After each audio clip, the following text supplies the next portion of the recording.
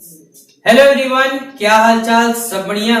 तो आज की इस वीडियो में मैं आप सभी बच्चों को FYUP सेमेस्टर 4 में आप सभी बच्चों को बेसिकली कौन कौन से सब्जेक्ट पढ़ने ये मैं आपको यहाँ पर बताने की कोशिश करूंगा। तो आप सभी बच्चे वीडियो के लास्ट तक बने रहिएगा।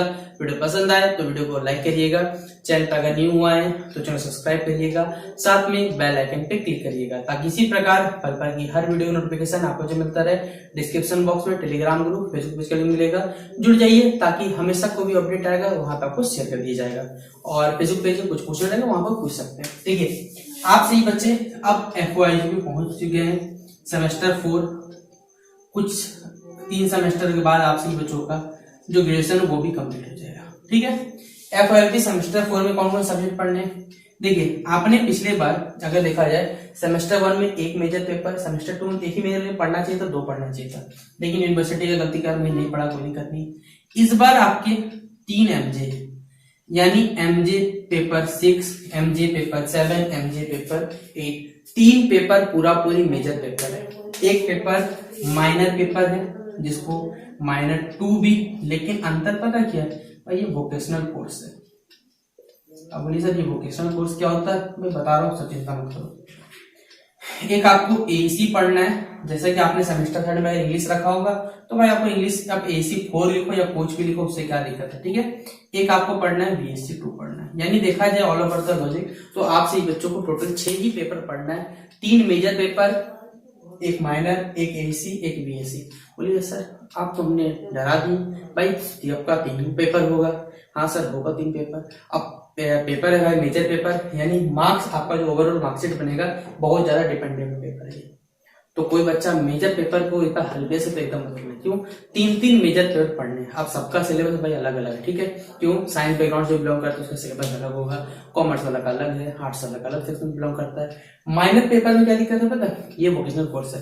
जैसे कि आपसे कुछ मालूम होगा, बैचलर इन कंप्यूटर एप्लीकेशन, ये जो BCA होता है बेसिकली ये वोकेशनल कोर्स है। हाँ, वोकेशनल कोर्स का जो टॉपिक रहता है वो कह सकते हैं टेक्निकल बेस्ड या तो कह सकते हैं कंप्यूटर बेस्ड रहता है। वो वाला सिलेबस आप सही बच्चों को पढ़ना है। तो सोच लीजिए जैसे आपने सेमेस्टर 1 और 2 में IBC का पेपर पढ़ा था, याद है आपको? वो सबका क्वेश्चन सबको आप कह सकते हैं पूरा डिग्री के रूप में इस पेपर में पढ़ना पड़ेगा। तो ये पेपर इस बार आपके लिए थोड़ा टफ होने वाला है। बाकी AEC 4 आपने सेमेस्टर 3 में हिंदी रखा था, सेमेस्टर 4 आपका इंग्लिश होगा। अगर सेमेस्टर 3 में आपने इंग्लिश रखा था तो सेमेस्टर 4 आपका हिंदी का रहने वाला है। उसमें कोई दिक्कत नहीं आने वाला भाई, सिलेबस वही है, क्वेश्चन वही रहने वाला है, क्वेश्चन मिल जाएगा, कंटेंट पढ़ाया हुआ है, पढ़ लेना, सेमेस्टर 3 क्लियर हो जाएगा, इसमें दिक्कत नहीं। दिक्कत एक और ये है BSc पेपर। अब जैसे BSc पेपर में क्या दिक्कत है भाई, आप लोगों ने याद है सेमेस्टर 1 में कॉमन कोर्सेज पढ़ा था, अंडरस्टैंडिंग इंडिया नाम का कॉमन कोर्सेज हाँ सर पढ़े थे। और एक याद है हेल्थ वेलनेस योगा को एक पेपर था आपका, सर ये भी याद है। तो बोले ग्लोबल सिटीजनशिप पे पढ़े थे, मैं पढ़ा था जरूर। अब इसमें से यूनिवर्सिटी वाला कौन सा BSc पेपर सेट करेगा ना, यही थोड़ा दिक्कत है, क्योंकि अंडरस्टैंडिंग इंडिया आपका 100 ऑब्जेक्टिव क्वेश्चन आया था लास्ट टाइम में पता चलता।